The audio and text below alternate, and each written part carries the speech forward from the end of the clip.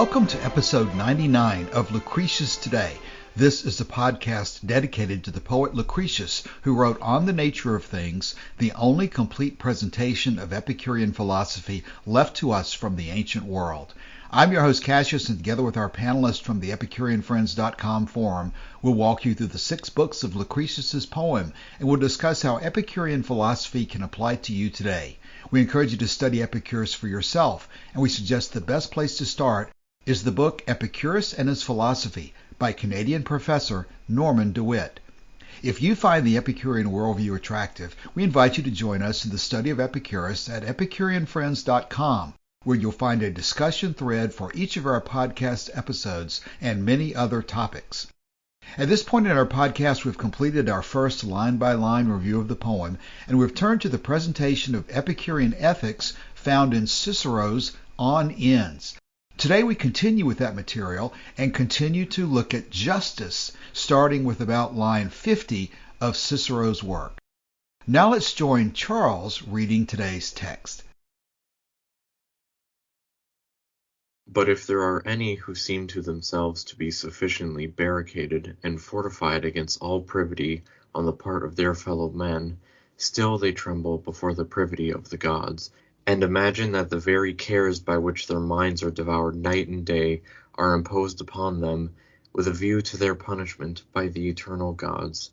Again, from wicked acts what new influence can accrue tending to the diminution of annoyances, equal to that which tends to their increase, not only from consciousness of the actions themselves, but also from legal penalties and the hatred of the community?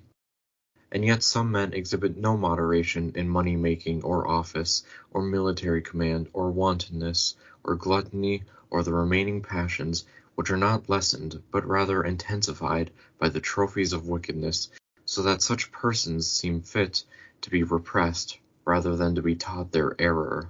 True reason beckons men of properly sound mind to pursue justice, fairness, and honor. Nor are acts of injustice advantageous to a man without eloquence or influence, who cannot easily succeed in what he attempts, nor maintain his success if he wins it. And large resources, either of wealth or of talent, suit better with the generous spirit, for those who exhibit the spirit attract to themselves goodwill and affection, which is very well calculated to ensure a peaceful life, and this is the truer in that men have no reason for sinning. Okay, thank you, Charles, for reading these 2 lines for our discussion today. We are still in the middle of the discussion of justice that we started last week, and this is an area that is so intensely interesting to so many people, and the material here is so dense. I think it's a good idea for us to go sentence by sentence almost through here and discuss the implications of what's being said, and I doubt that people's interest is going to wane too quickly since this is a subject of such very great interest to everybody.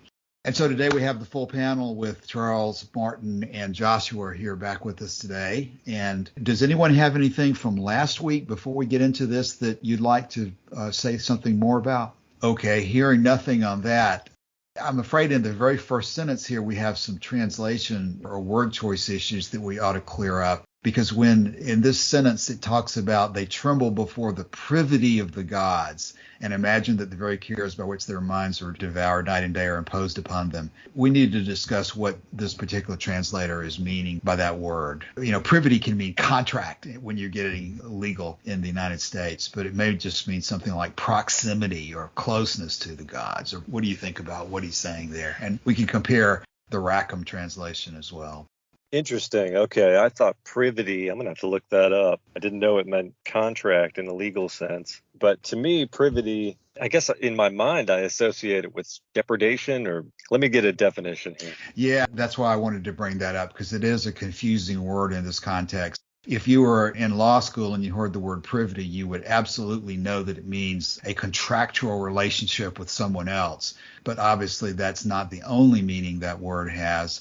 And if we look at the way that Rackham translated that, Rackham translates that pretty differently. He says, and even if any think themselves well fenced and fortified against detection by their fellow men, they still dread the eye of heaven and fancy that the pangs of anxiety night and day gnawing at their hearts are sent by providence to punish them. That's a pretty dramatically different translation. It may actually be better for our purposes. The Rackham one has advantages at times, but we've been going with the Reed to try to pull some of the detail out here.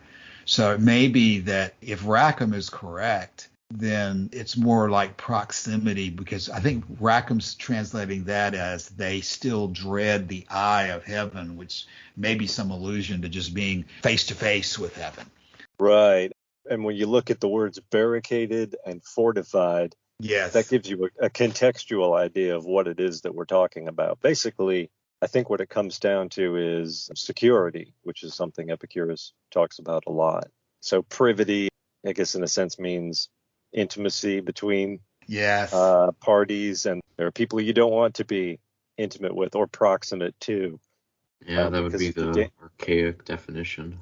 Yeah, because of the danger that they pose.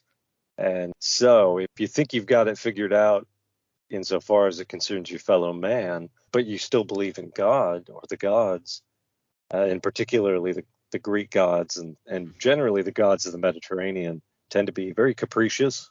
And so if there's no possibility of fortifying yourself against them, fortifying yourself against your fellow man really gets you nowhere, because your fellow man has limited power, but the gods have essentially unlimited power to trouble you and cause you anxiety.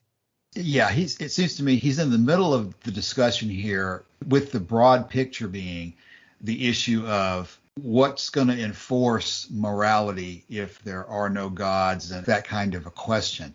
And he is arguing throughout this section that it's not the fear of the gods or some desire to fulfill some abstraction of virtue that is going to be the real source of how people live and work together. It's their concern about being punished by other people if they do something that the other people don't like, basically. Okay, so privity in that context then is other people finding out your secrets, right? You've done something wrong. You think you won't get caught because you have sufficiently barricaded and fortified yourself against other men finding out your secrets, which is the root of the word privity. But still, you still tremble before the gods. And I think in that case, the eye of the gods is quite good as a translation there, because they are, if you believe in them, they are seeing what you're doing. Yeah, I agree with that. Sense? Like that makes the most sense. Otherwise, it just doesn't make sense. Right. So we're kind of in the middle of, we're starting off today by just reading this, but it's in the middle of a long section that was introduced by the whole issue of how should justice work. And he is explaining how an idea of justice would work, because you're not reading the Ten Commandments or some list that's been prepared for you. What you should be thinking about is that if you are what we consider to be unjust, then you're going to suffer consequences for being that. And the consequences are where the rubber meets the road in terms of how people really should be thinking about making their decisions. Right. And the conclusion here in this first sentence and in this first paragraph is the punishment might come from outside. It might come from your fellow man. It's not going to come from the gods, of course, but the real initial persecutor of you as an individual, you who have committed some kind of wrong, the first persecutor is you. It's your own mind, constantly being dogged by doubts and fears. And the fear of punishment oftentimes can be worse than the punishment itself. Joshua, I completely agree with what you just said. I'm glad you said it that way, though, because somewhere in the discussion, and this is where I'll do it, I think we do have a tendency, as we read this philosophically, to focus on what you just said, which is your conscience and the anxiety that you'll have about being caught, so that we should be concerned, just as you said, about punishing ourselves. But I think it would be wrong for us to think that that's exclusively what he's talking about, because as he says here, he refers to the legal penalties and the hatred of the community. So it's not like justice is entirely self-enforcing through your mind. It actually has a very, very important practical enforcement mechanism in that other people are going to react against you and perhaps exact some very unpleasant punishment on you, put you in jail, execute you, torture you, whatever, depending on what you do. So there is both a practical side of what other people may do in reaction to your injustice, and then there's the internal side. And sometimes I think that the internal side is perhaps even more addressed to people are going to argue, well, a lot of times people don't get caught. What's their punishment for doing what they do? And this helps address that argument because most people are going to be anxious about being caught, even if they aren't caught. They're going to have a bad conscience for a variety of reasons. So there's a spectrum, I think, of issues that are being addressed here. Yeah, certainly. And for some people, when they finally do get caught and they finally are punished by the community, it turns out to be nothing so much as a relief to them, right? Because they've been punishing themselves for, however long it's been since they've committed the crime. Yeah, so let's go ahead and turn. I think what you've just said addresses what's being said in this second sentence, which is a little bit unclear unless you really dig into that. Right here, our translation says, again, from wicked acts, what new influence can accrue tending to the diminution of annoyances equal to that which tends to their increase? I have a feeling that whole sentence is kind of hard to understand. How do you guys interpret that sentence? What new influence can accrue tending to the diminution of annoyances equal to, and then continuing on? What does that mean to you? I guess a superficial reading of it would be there's nothing that you can expect to gain from wicked acts that's going to be better than the punishment that's going to follow you. Yes. To me, that's something that's not actually obvious when I read these different translations. But yeah, the gain from your wickedness is not going to be sufficient to compensate you for the pain that is going to arise from that wickedness. Does that appear to be the point to all of you? Yeah. Actually, it's probably worthwhile noting there, if in fact the gain from your wickedness were sufficient to outweigh the pains that will come from it, then we often talk about principle doctrine 10. That would be if in fact you do succeed in getting more pleasure than pain from your wickedness, then that's another point that Epicurus makes, is that you can't really argue against that. What about that point? Am I taking that too far? Or is that what he says? And that's something I've struggled with, kind of about how moral judgment is actually passed in the philosophy. And Torquatus himself kind of even struggles with it in the very last sentence because he never elaborates upon it. I agree. Torquatus himself seems to struggle with it, but it's principle doctrine number 10.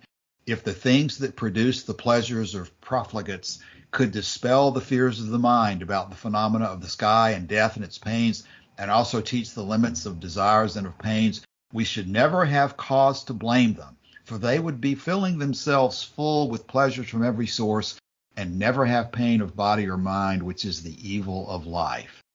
It's definitely difficult to think through how to reconcile those. I think yeah, Charles, you weren't here last week, but one of the comments I made last week was the Epicurean conception of justice poses a challenge to people because we really want things to be sort of neat and tidy when it comes to ethics, justice, morality.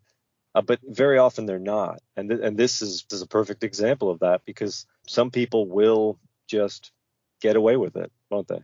Yeah. For some people, they are gonna come out ahead for wickedness, in a sense. And Charles, is that a defect in the philosophy, or is that simply the way things are? Is that simply the truth of the universe?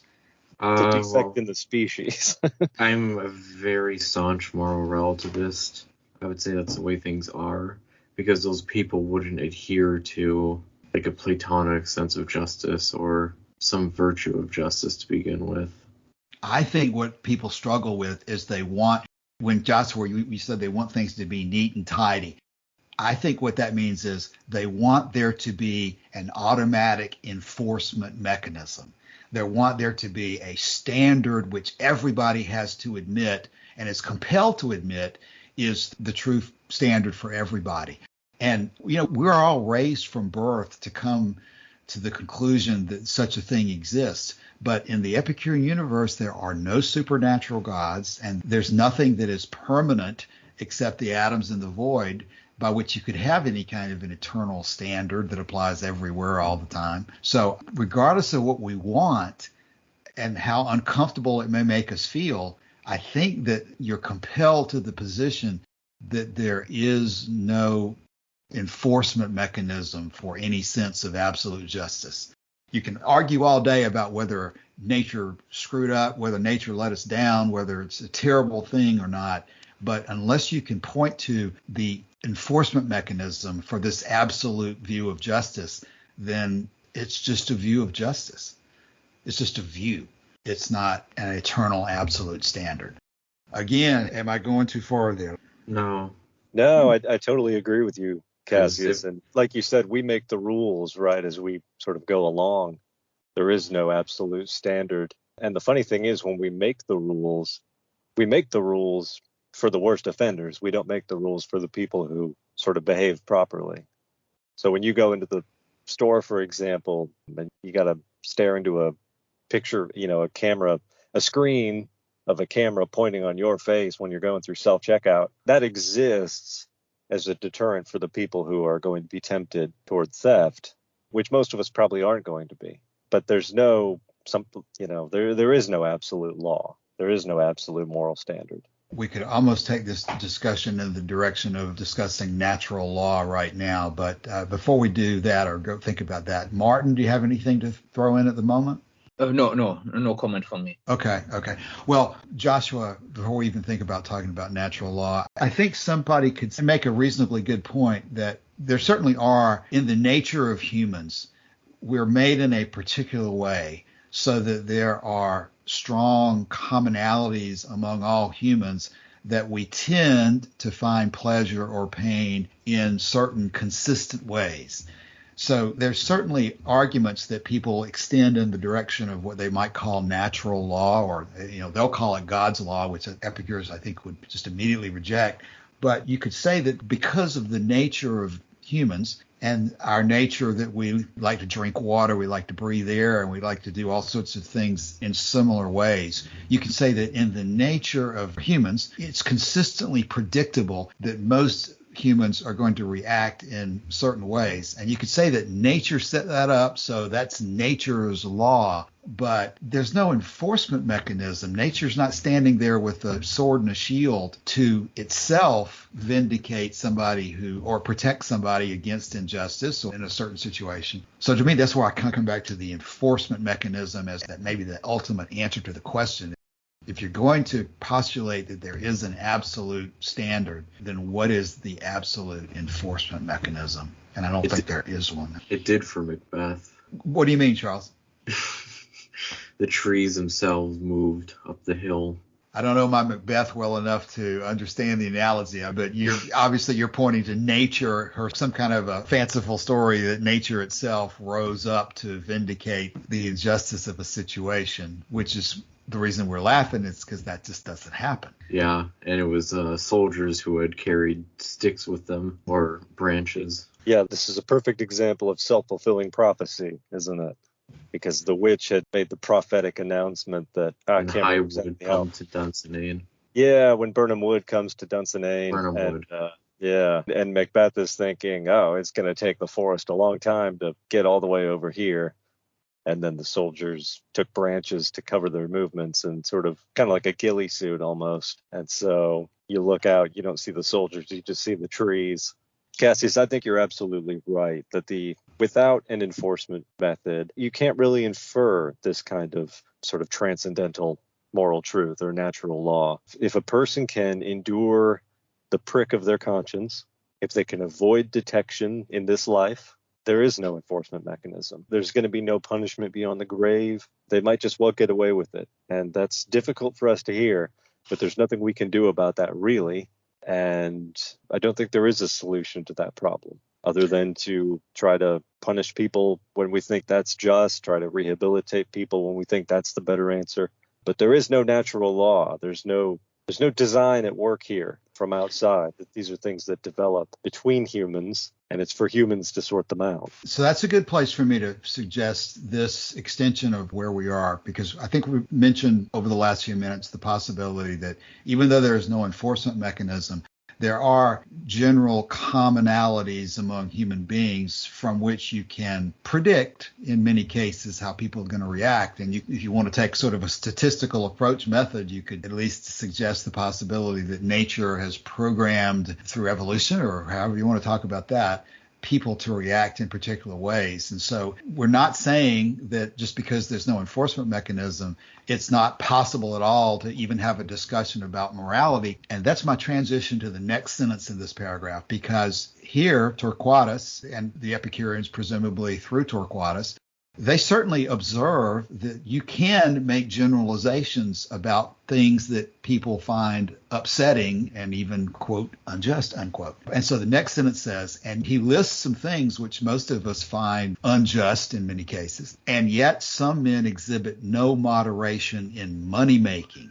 or office or military command or wantonness or gluttony or the remaining passions. Now, I'm not sure he's saying that simply being in office or being in military command is a passion. But he's talking about that these passions are not lessened, but rather intensified by the trophies of wickedness. In other words, the more they get into the pursuit of money making and gluttony and wantonness, they just want more of it. So they aren't able to control themselves. They are not punished under their particular situations by outsiders. The consciousness that Joshua's just been talking about is not sufficient to restrain them. They're not going to restrain themselves. So what do you do with such people? And what is stated, I think, in black and white and Latin words is so that such persons seem fit to be repressed rather than to be taught their error. And that implies that he is endorsing the idea of punishment, of actively punishing such people and restraining them rather than just simply doing nothing in response to their actions. So what do you guys think about that? Well, the first thing I would do here is to sort of make a historical notation on military command as being part of this list, because this was a serious defect in the Constitution of the Roman Republic, which was an unwritten constitution. They didn't write it out, but they had longstanding agreements, you might say, or longstanding traditions that sort of governed how things worked. And one of the problems they had, one of the problems that the founding fathers of the United States tried to prevent, was they did not have a strong civilian oversight of the military.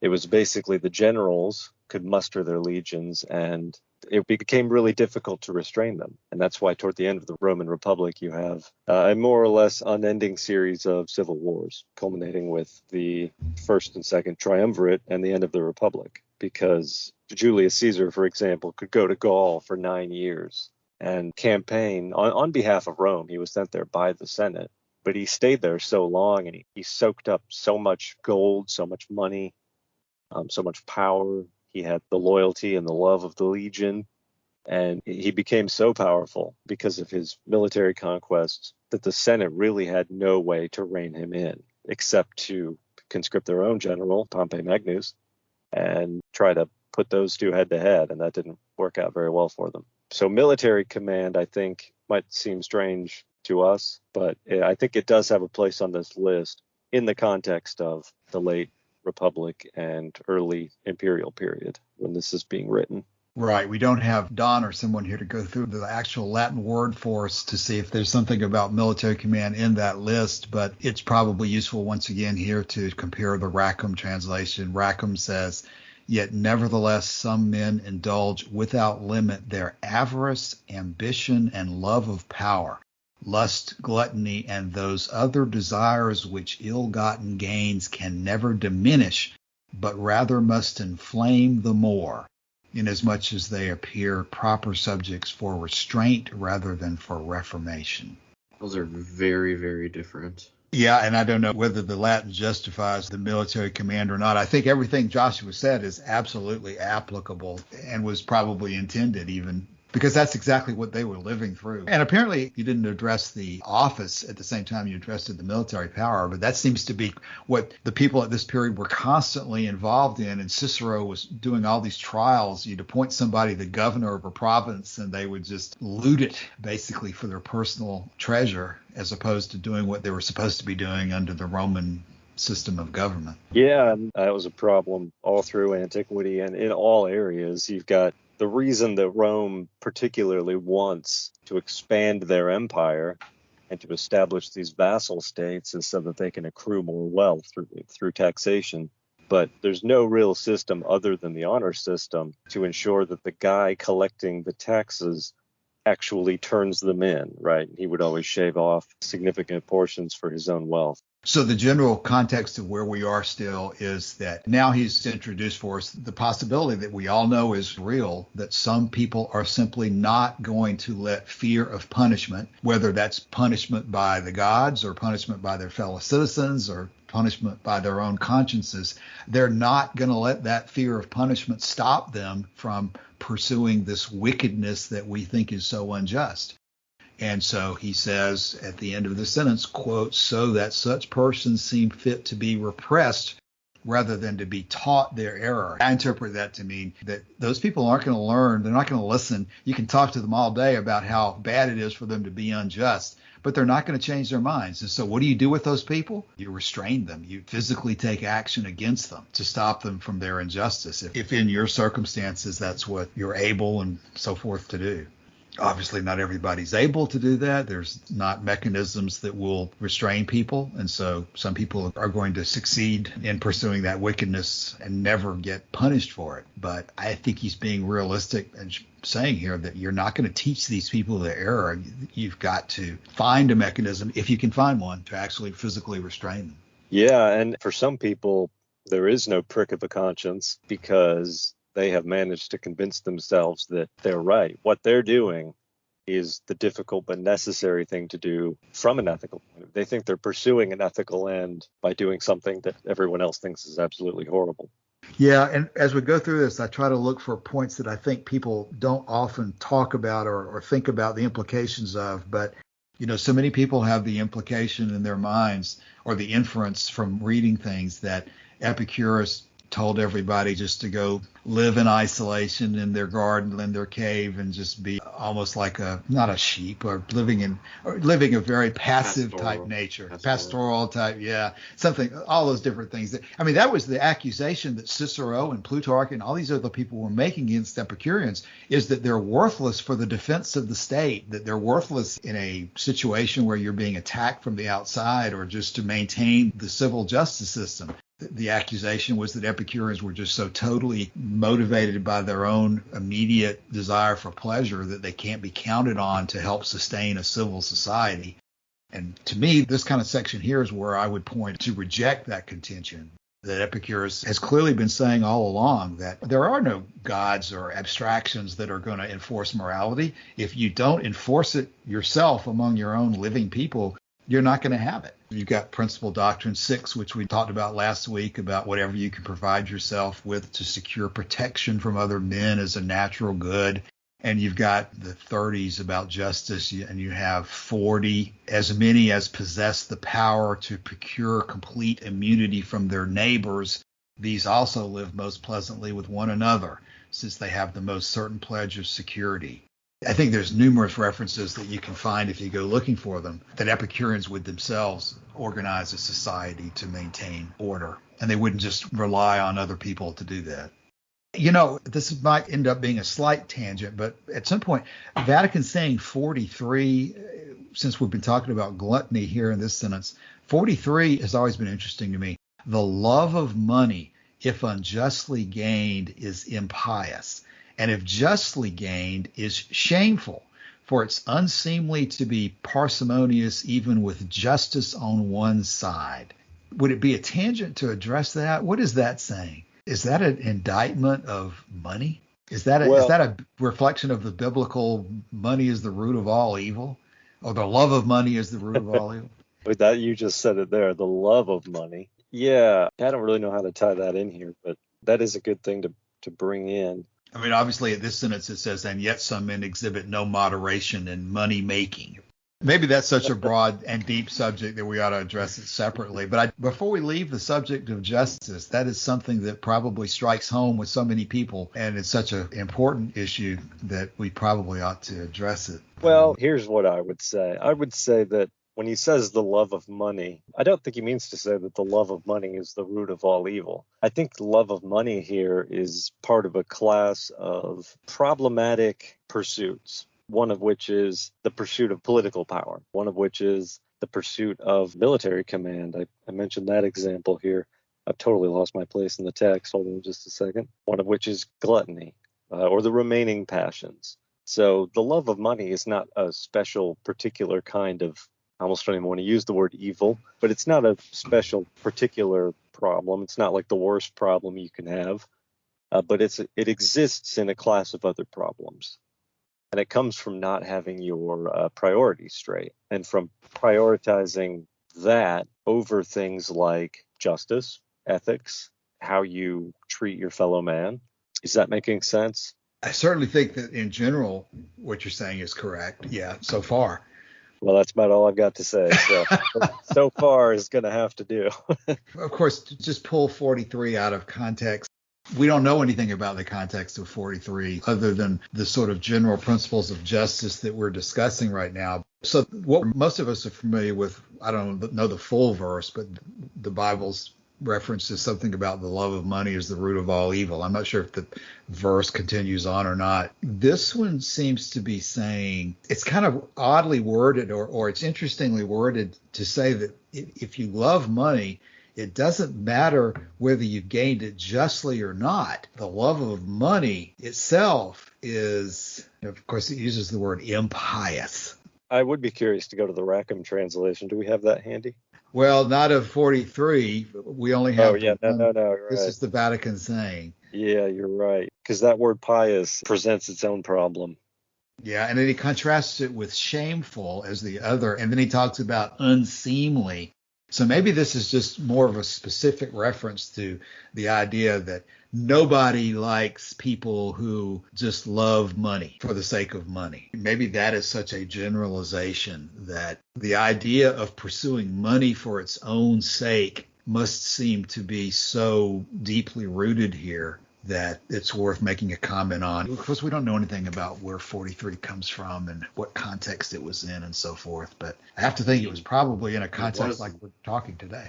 It was literally found in the Vatican. Yeah. That gives some good context. But it's not like the principal doctrines, right, where we have this ordered progression, I think. And you've got the most important things.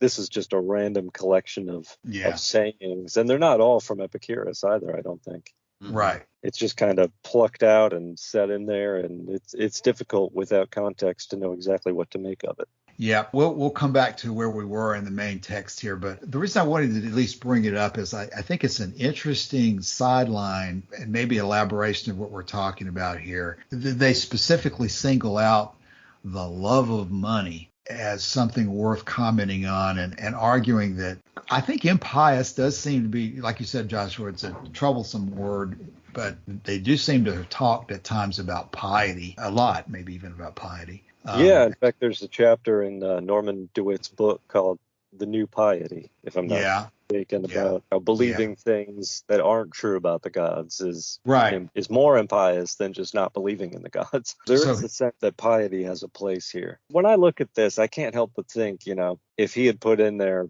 the love of power, if unjustly gained, is impious, and if justly gained is shameful. The love of stick in your own word here. I think you're right. I was about to go in that direction myself. It's almost like there's an analogy with the virtues. It's almost like you've got to always keep in mind the purpose of what you're doing and not just pursuing virtue as if it's its own reward. Money is not its own reward. And if you love something that's not its own reward, then you're really making all sorts of errors at the very beginning of your pursuit. Yes. But it's also interesting that even if we gain the money with justice on one side, I think we can almost look at this through the lens of expectation, right? Because what he does say in a separate, I don't know if it's in the Vatican sayings, it almost must be. He says, when it comes to death, we all live in a city without walls. Right. And I think the pursuit of money for some people can stem from a from a deep fear, a profound underlying fear and anxiety, and that the money in some way is going to be like the golden ticket to get you out of that. But it doesn't matter how much money you have, you're still going to die. And you might get to the end of your life and discover that, as they say in the book of Ecclesiastes, all is vanity. Got that super rich guy. There's said to be a lot of Epicurean undercurrents to that passage, that you've managed to get to the end, but you missed the whole point as you were going along, and that there's something deeply tragic in that. Maybe that's where the word impious comes in, is that you failed to use this precious gift and you don't have it forever. I don't know. I'm just throwing things at the wall. I think that's useful. And the only other thing that I'd like to add before, from my point of view, I'm willing to move on, is I think I'm seeing something about this phrase, even with justice on one side, that I think is still worth more comment. I tend to think that in the world, people think that justice is an absolute good. But here he's pretty clearly saying that you can do something even with justice on your side that is not a good idea to do, or not a good thing to do. Maybe that's what I'm seeing in 43, is that he's talking about doing something even with justice on your side, but it's pretty clear he's saying you shouldn't do that. Yeah, let me give you a modern example of that. I think this happened in Pennsylvania. There was a huge scandal that broke, and it's called the Kids for Cash scandal. You must be familiar with this. I'm not sure I've heard of that. Oh, really? Oh, God, this is horrifying. Okay, so you've got the two major players involved here. Is you've got this private for-profit prison operating as a government contract, and you've got a judge working in, I think it was, dealing mostly with juveniles. And the judge under the table was taking kickbacks from the company running the private prison. And so he was sort of just funneling these kids into juvenile detention for things like stealing a CD, for example, as a first offense. And now you're going to juvenile detention, which is in my opinion, a totally outsized response to that problem. Surely the first thing we do is, talk to the parents, talk to the kid. Right. And maybe try and show them a better way. But no, straight to juvie for 2 years. And there's really cynical people who would say, well, if you don't want to do the time, then don't do the crime. Right? Yes. But surely this is a perfect example of a case where, going for the maximum punishment to the full extent of the law is a totally outsized response here. And it betrays an improper goal, which in this case was money in the judge's pocket, masquerading as justice for the state. And really tragic case. They had to set up this whole team of people to review every case that he ever sat on. They had a whole people going through every case, and there were reparations involved. It was really quite tragic. So you've got a couple things going on there, which is that seedy transaction between seedy is the wrong word. It was totally corrupt between the judge and the company running the prison. But then you've got this third group of people who is, sort of saying, is like, well, they got what they deserved. If they couldn't handle it, they shouldn't have stolen that CD from Walmart. And that is an example of justice for its own sake that is totally, in my view, totally wrongheaded. I think that's a good example. And as I listen to you say that, Joshua, this is where we wrap back and go back into the text where we started, I think. But, that raises in my mind, what we've been doing is going through the list of these 4 classical virtues, including justice. And in 43, the point I'm seeing in 43 is you can be virtuous and still be doing something that you should not be doing. And it's interesting to compare that to the idea of how justice and happiness go hand in hand. But I think 43 is an example that it's a great caution of how to think about these attributes of virtue. And in fact, here is an example of having justice on your side and yet doing something that you clearly, from the Epicurean view, should not be doing. Can you substitute the other virtues in there too and say that even with wisdom on your side, or even with courage on your side, or even with moderation on your side, there are things that you should not do? Is that going too far? You say no. Go No, ahead. not at all. Not at all. The love of courage, if unjustly pursued. Well, wait a minute. I'm sorry. I think you're probably okay going down that road, but that may be a separate road than what I'm talking about. Because where I was going to substitute the word was even with justice on one side. I was going to say even with wisdom on one side. Can you substitute the word in that location? Can you substitute and say that something is impious or shameful even with wisdom on your side? Or would that be not a valid extension? Can you do something against wisdom or against, you see where I'm going now. Can you do something that's not particularly wise or not particularly courageous or not particularly moderate? Can you do something with moderation on your side? Can you do something with wisdom on your side? Can you do something with courage on your side that's still impious or shameful? I am going to come up with some great examples of that after I think for about 6 hours. So Okay. I don't have any for you right now. Love of pain. Well, again, there you go.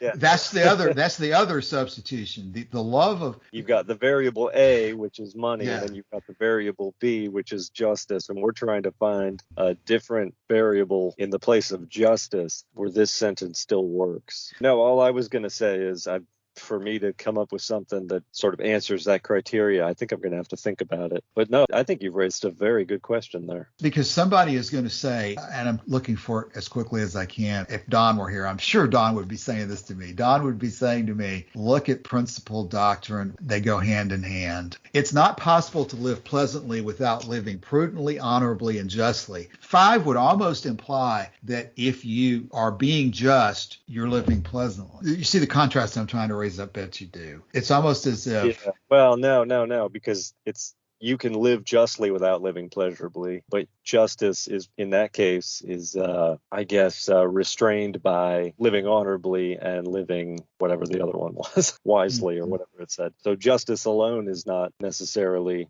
sufficient, but with all three of them combined, it might be. That's a good point there too, Josh, because this 43 is clearly saying that even with justice on your side, something you're doing may be inappropriate. So in that sense, justice alone is not sufficient to produce you pleasure, ultimately, according to 43. So maybe there is a combination of them that's required. Or maybe, again, it's just something that is totally relativistic that you can't judge until you know what the result is. Let me just throw something out there and you can respond to it. The love of security, if imprudently gained, is impious, and if prudently gained, is shameful, for it is unseemly to be... Oh, God, I forgot what I was talking about. Security? That's where I ended with my pain. It is unseemly to be secure, even with prudence on one side. I don't know. So that doesn't work, does it? No, it really doesn't. It really doesn't. I would have to think about wisdom seems to be the counterpoint to all of it. But wait a minute. Again, there's 2 variables that we've been discussing. And in that case, you've put the love of security in the place of the love of money. But security is more perhaps directly related to pleasure than money is? Or you can pursue security too far, though, I would think. Yeah, you probably could. Mm-hmm. Yeah, I don't know. That's a thorny question. I mean, people frequently want to say that there are certain things that are just absolutely unjust. And it's almost like he's saying that in 43. The love of money is just going to be always a bad thing, even with justice on one side. That's the part that really I detect a very deep point that has to be thought about. That you can't just look at justice and say that even though you know that this is just, it's going to produce the result that you want. We may just be so deep in the weeds that there's no way to do anything other than move on for the moment. Mark, I'm sorry again, we haven't had you in the conversation as much as we need to. Yeah, I'm listening and trying to put something together, but I'm still not yet ready to say anything about it. Well, this is why I think this subject is so deep and we need to stay with it for a while. I know that we've tended to methodically go through a couple of paragraphs per episode, but this is something that we haven't really addressed in depth in the past, and we can stay with it as long as we need to, as long as we can continue to generate a coherent conversation. And that may be the limitation for today, is I'm not sure I can continue to be coherent. And that shouldn't imply that I can continue to be coherent. That implies that I have been coherent, which I'm not so sure that I have been coherent.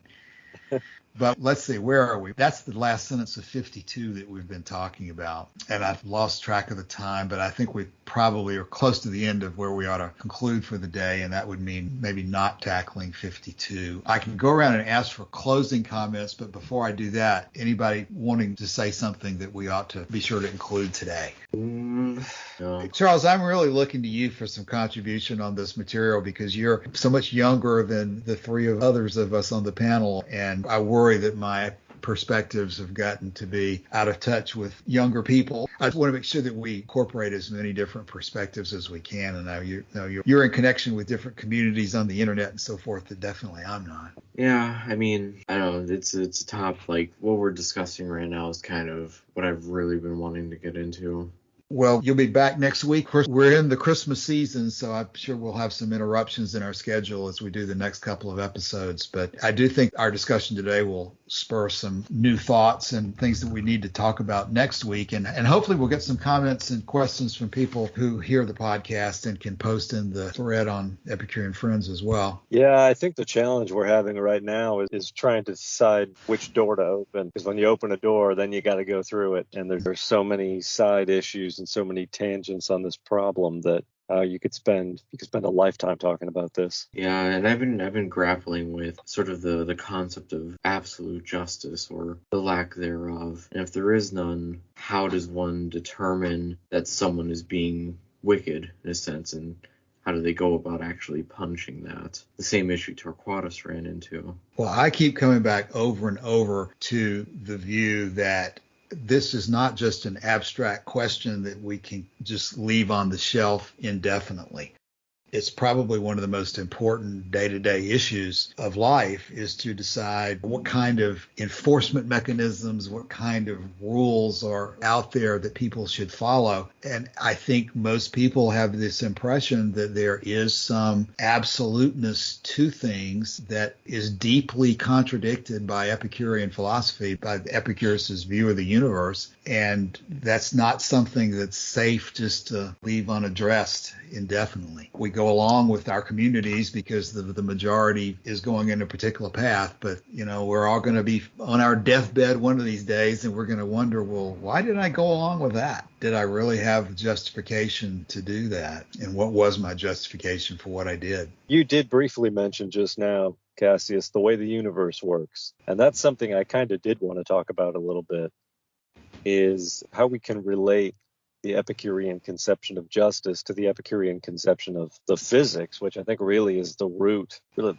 root of Epicurean philosophy. It all stems from there. And so to get a handle on this, what I've done is I found a particular passage in Lucretius, if you want to talk about that. Yes, go ahead. And I don't have a citation because I couldn't find it in my Loeb edition. But here's the quote, and we'll have to find it in a little bit. It's attributed to The Way Things Are, so I have to assume this is the Rolf Humphreys translation. He says, "Another fallacy comes creeping in, whose errors you should be meticulous in trying to avoid." That's what we're doing, right? We're trying to avoid errors.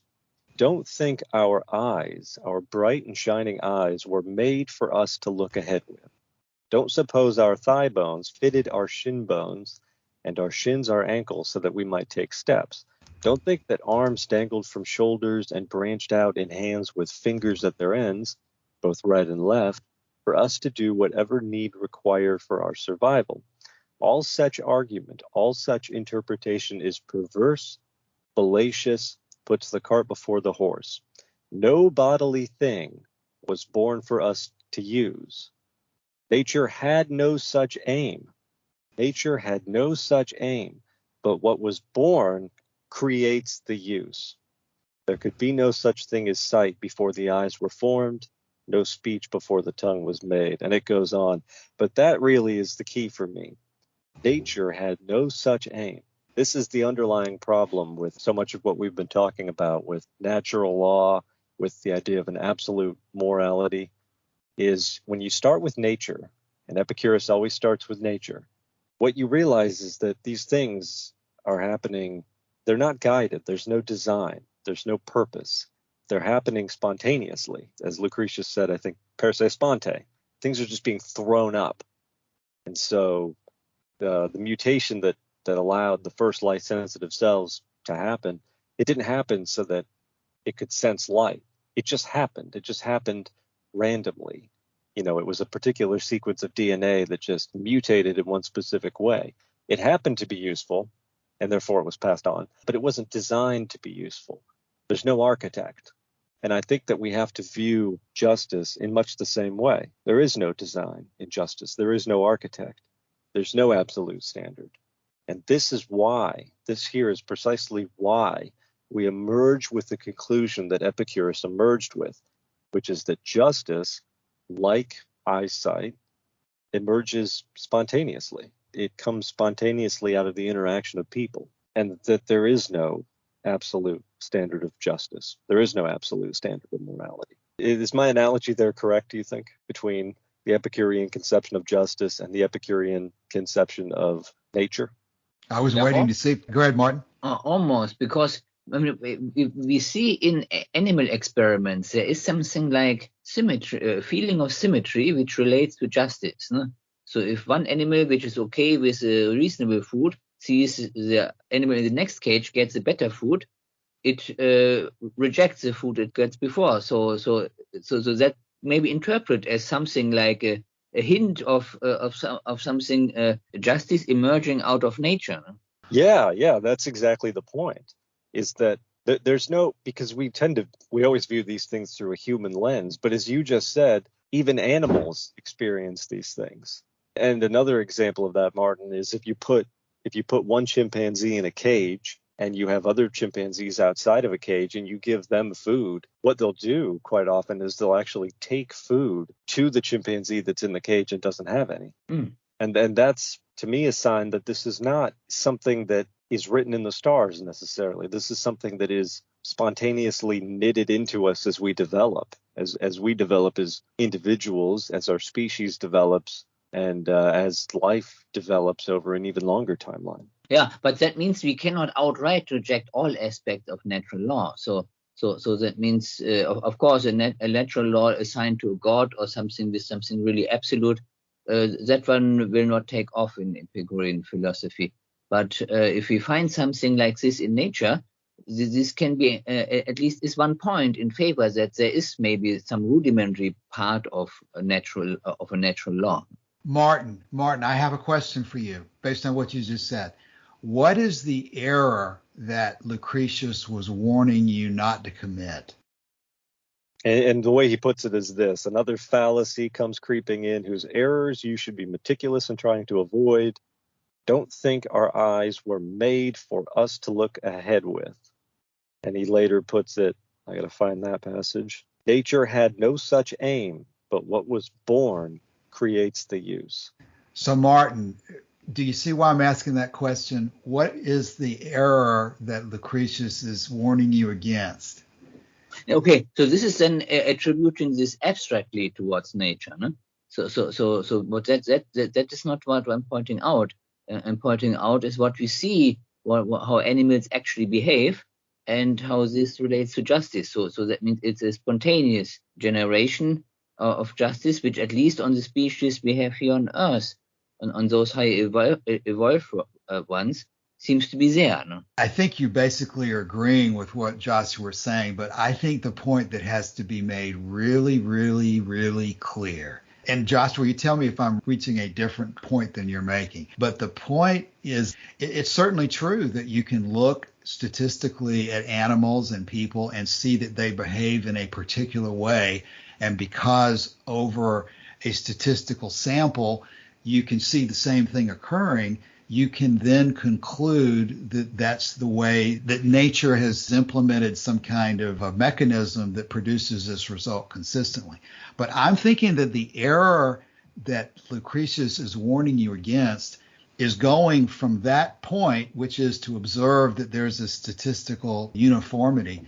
He's saying, yes, you can observe the statistical conformity, but don't make the mistake of thinking that nature is a intelligent God that intends this result. Is that the point, Joshua? Of course not. Yeah. So that doesn't exist.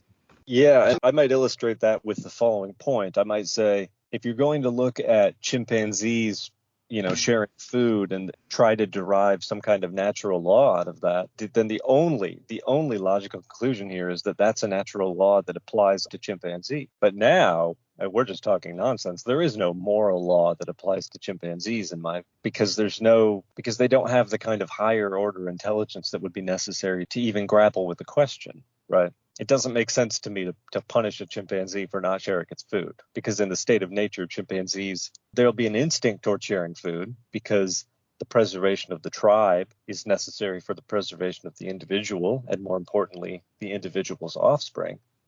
But there's no moral law that you can establish for chimpanzees to tell them what they should do. And if you can't infer a moral law from that for chimpanzees, I don't think you can infer an absolute moral law from chimpanzees and apply it to humans. Is that kind of what you were saying, Cassius? I agree that point assists us in the point that we were making. Yes, just because chimpanzees have a particular nature to them, you can't apply that to humans necessarily. You can say the same thing about mosquitoes or ants or anything else that's living. You can do tremendous scientific research, pull out all sorts of commonalities and reach certain conclusions about the way that mosquitoes live or the way that bees live or the way that ants live. And we intuitively I think that's what you've just done, Joshua, is to intuitively say, well, I don't care how an ant lives. That doesn't have anything to do with how humans live because they're such different creatures or such different organisms. But really, I think that where you ultimately end up, though, is the same place. The question is, no matter what statistical percentage of these organisms act in a particular way, do you convert that statistical observation to a religion? Do you convert it to a universal commandment of a supernatural God and look at it as this is something mystical that we must comply with? I think that's kind of where we're going here is, again, back to Lucretius, don't make the mistake of, just because eyes are used by us to see, don't make the mistake of thinking that from the beginning of time, nature had this intention of setting out a scheme of existence in which eyes would develop so that we could see. I think that's a significant part of the issue. Yeah, I think I agree. So, for example, if you see chimpanzees sharing their food, you're not supposed to look at that and then think, oh, thou shalt share your food. That's a universal law. Yeah, is it justice? I mean, we invest the word justice with this idea that it is good, that it is something that is pious or blessed, that we be just. We are investing it with implications that I think is where the real issue is. We can say that justice is productive of pleasure just because of the way we operate. Just like when we eat and breathe, we live. When we are just in our dealings with other people, we tend to produce the most pleasure. And we can say that pretty confidently. But to take that observation and then say, therefore, nature has a law which says that all people should live like this, that's a huge leap that has just an arbitrary conclusion of your preference to look at it that way. Because there is no intentional supernatural God, and nature itself has no intent in producing this result. Yes, and the way Lucretius ends this long passage is he said, never think that the senses and the limbs could have been created for the sake of being used. They arose spontaneously in nature, and then the use was created when they arose. They weren't created to furnish the use. Right. It doesn't work that way. There's no purpose. There's no design. Yeah, there's so many different things going on there because this is one of the passages that people want to talk about in terms of evolution. And this is Lucretius and Epicurus looking ahead to modern theories of evolution. And so you get wrapped up into this question of, well, it's intuitively strange to think that something as complicated as eyes could develop randomly. So therefore, how did they develop? And you get off into this evolutionary issue that is important. But I do think that maybe the bigger issue is this question of don't make the mistake of concluding that nature is a living, intentional being that has a plan for your life and that has created you from the beginning of time to love God and to love other people and to live in a heaven stringing harps. I think that's part of the issue, at least, and maybe the most important part of it for purposes of really being basic about everything. So that, Martin, when you say that you can observe chimpanzees and apes and all sorts of animals acting in ways that imply that there is some kind of an inborn sense of justice, yes, you can say that they're acting consistently with their nature, with their instinct, and that somehow they have developed over the eons with an instinct to live in a particular way. You can certainly reach that conclusion.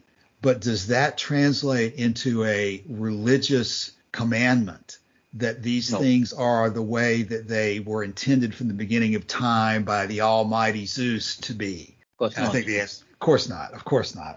When stated in that way, I think the answer is of course not. Charles? I'm here. Now I know we're getting close to where we ought to stop for today's episode. Justice is probably the best of these virtues to talk about these issues in this context, because it's so emotional and you get passionate. You believe that justice is this divine commandment of God, or if you like to think in terms of nature, you think that there is a natural law of justice, like the Constitution or the Declaration of Independence or the American way of looking at things, that there is some natural law out there. And there is a natural law. In the Epicurean text there, it even talks about the laws of nature, but those laws of nature are physics. And they're descriptive. They're not normative. Yeah. Right.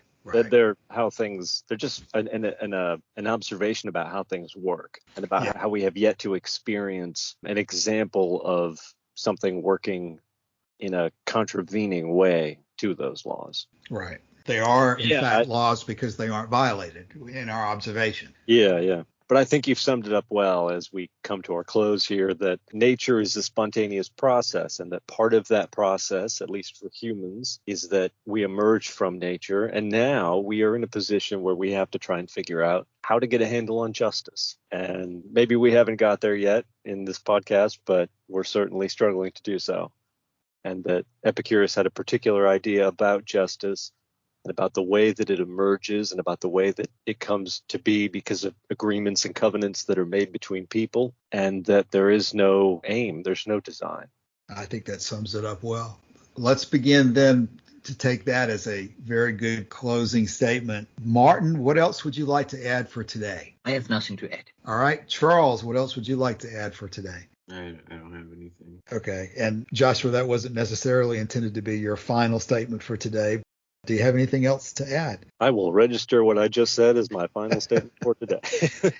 I think that was a great summary of where we are at the moment. I clearly think that it's much easier to eliminate certain things from contention than it is to actually figure out exactly what the right answer is, or to even determine if there is a right answer. But I do think it's relatively clear from Epicurean physics and our view of the nature of the universe that some things are simply not possible. And that's an important first step to applying Epicurean ethics, I would think, and justice as well, is that regardless of what we determine justice to be, it is not something that was handed to us by a supernatural God. And it's not something that we can learn through geometry or mathematics, like Plato would have suggested. It's not an ideal form that exists universally and eternally either.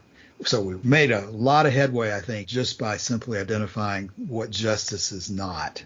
And we can continue next week and in the episodes to come discussing what we think justice might be. But for the day, that's probably the place to start. To stop. Probably the place to stop. It's like you said last week, Joshua, you're just beginning when you get to these points. Yeah. That everything we just said was just prelude. The podcast starts now. That's right. Okay, well, we'll be back next week and we'll talk some more about it. So thank you for your time today, and thanks for listening, and join us in the future and we'll continue to look into these subjects. So thanks very much. Bye. Thank you.